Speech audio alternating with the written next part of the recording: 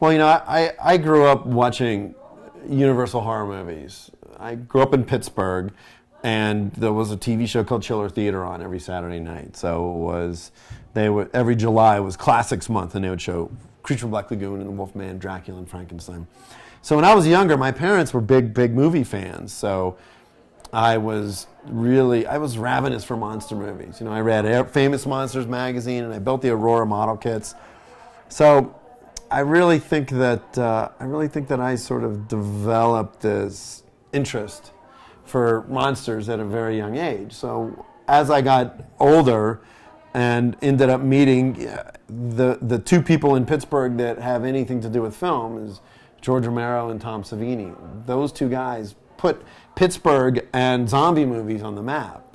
George, of course, did the original Night of the Living Dead, and George and Tom did Dawn of the Dead in 1976.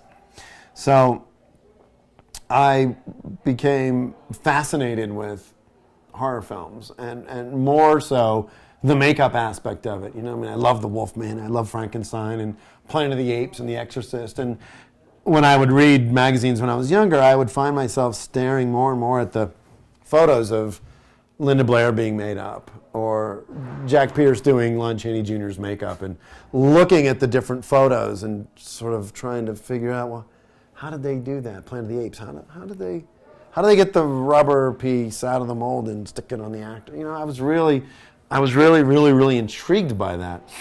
So lo and behold, in 1984, I was in college studying pre-med.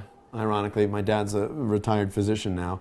And I ran into George Romero, and he said, "Oh, we just got a green light on Day of the Dead, and we're doing another zombie movie. You interested?" And I had already met him and Tom Savini on the set of Creepshow because I'd visited. I'd been around a little bit around town. So I literally said to my parents, "I'm going to take a semester off of school. I'm going to go do this little zombie movie, and then I'm going to go back to school. I'm going to finish up, and I'll be a doctor, and it'll be great." So that was summer of 1984. So that was 23 years ago. My company has done about 650 movies since then, and literally everything from Dances with Wolves to The Green Mile to From Dusk Till Dawn to Sin City, Land of the Dead, Boogie Nights. The strongest point of our company is that we have this variety where you can turn around and watch a movie like Grindhouse and go, wait a minute, are these the same guys that did, Chronicles of Narnia? How do you get from doing, a fantasy fawn character to, flesh-eating, zombies ripping people apart and spurting pus everywhere? It's something that was sort of ingrained in me when I was very young. I always just, truthfully, I don't know what it was, whether it was just my original interest in films. I remember seeing Jaws for the first time, and I'm standing in the lobby of the movie theater, looking at the lobby cards, and there was one shot of the shark, and the shark's head was that big, and I was just staring at it, and I wanted to know how they did it. How did they build the shark? Is it a real shark? Is it a fake shark? There was something that always captivated me about how do they do that kind of thing. So when I found myself in the career of actually being able to be the guy who fools the audience and tricks the audience and lulls them into a false sense of security, or walks out of the theater going, I loved that. How did they do that? How did they break James Caan's legs, or how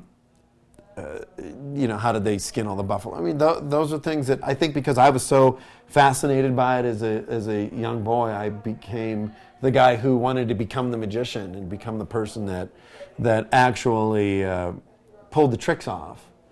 And it's still, there's a lot of moments in my career that I'm tremendously proud of. When I when I retire, I'll look back on Sin City and I'll look at Mickey Rourke's makeup that we did, and I will feel that was a high point in our career.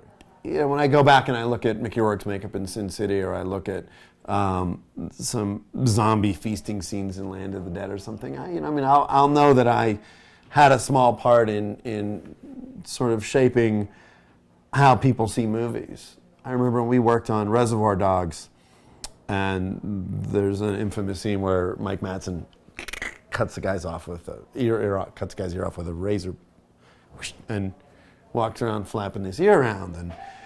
And when I saw the movie, I was so impressed that I remember writing Quentin a letter and saying, "This is why I got into the movie business, because of the fact that you put on film something that I felt was such a powerful image and was such an amazing piece of film. That's why I got into this."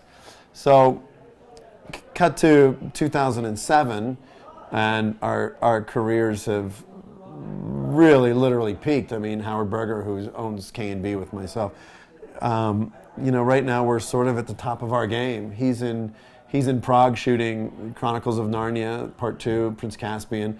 I just returned from shooting The Mist, a Stephen King story directed by Frank Darabont, who did Shawshank Redemption and The Green Mile and Majestic. I mean, Frank's one of the greatest American directors in the last 20 years.